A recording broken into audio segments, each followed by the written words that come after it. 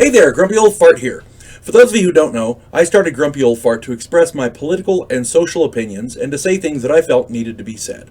Unfortunately, YouTube started giving me strikes. As a hedge against this happening, I've created backup YouTube channels, Grumpy Old Gamer and Grumpy Old Ufologist. I also created a channel called Grumpy Old Fart over on Rumble, a free speech alternative to YouTube. You can find all of my stuff there, including my political opinion and current events. The link to my Rumble channel, as well as links to let you order my books, are in the description of this video. If you enjoy my content, please like, subscribe, share, and comment. I welcome your comments, even if you disagree with me. Now, on with the video. Hey there, Grumpy Old Fart here.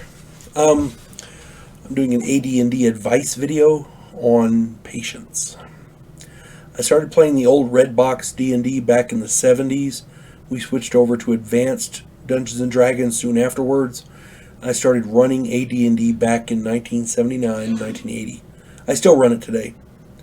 I make these videos for a number of reasons, one of which is as advice for less experienced dungeon masters. I'm not trying to be a know-it-all or to tell you how to run your game. This is just advice from an old hat gamer who has been around a while. Take it or leave it. One of the mistakes many young dungeon masters do is to give player characters massive amounts of experience points to boost their levels quickly. In my opinion, this is bad form. If you want to keep your players happy, make a better game. Make your game fun and challenging so they will not mind climbing in level at the standard rates. If you want to run a scenario or a module that is for 8th level characters, make sure your players are experienced enough to run 8th level characters.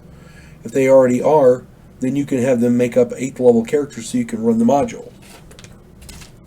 When you artificially boost your player character levels, you are robbing the players of a great deal of fun as they bypass experience and familiarity with their own characters.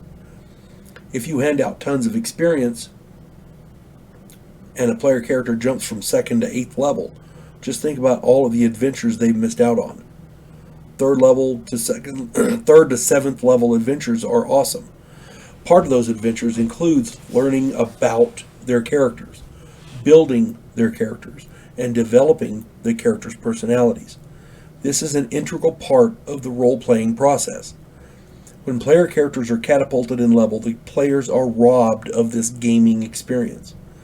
As a dungeon master, patience really is a virtue. If you have a great scenario you want to run your player characters through, wait until they high enough level to do it. Trust me, your players will appreciate it and will thank you for it later. I had a situation happened years ago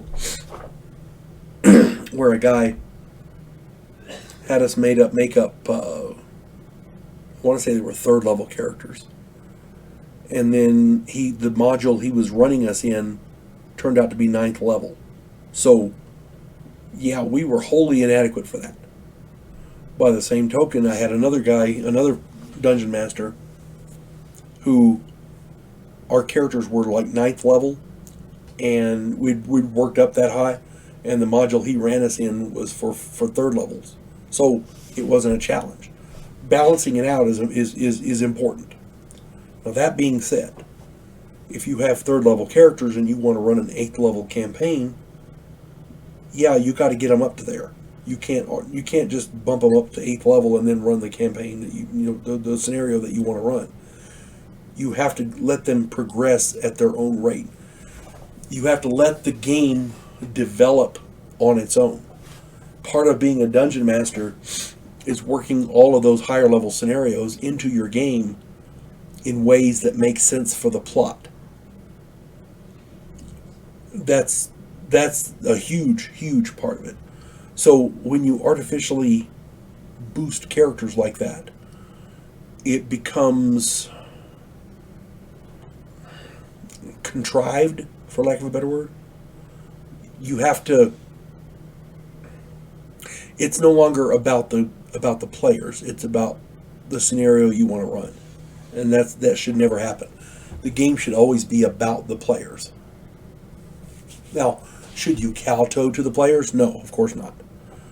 But You have to make sure that the players are having fun and working up their characters to the appropriate levels to run the scenario you want to run. That's part of it. That's part of the process. You can't skip the process. As Mr. The famous Mr. Miyagi once said, "First learn walk, then learn fly." Hope this finds everybody well. You folks have a good day. God bless one and all.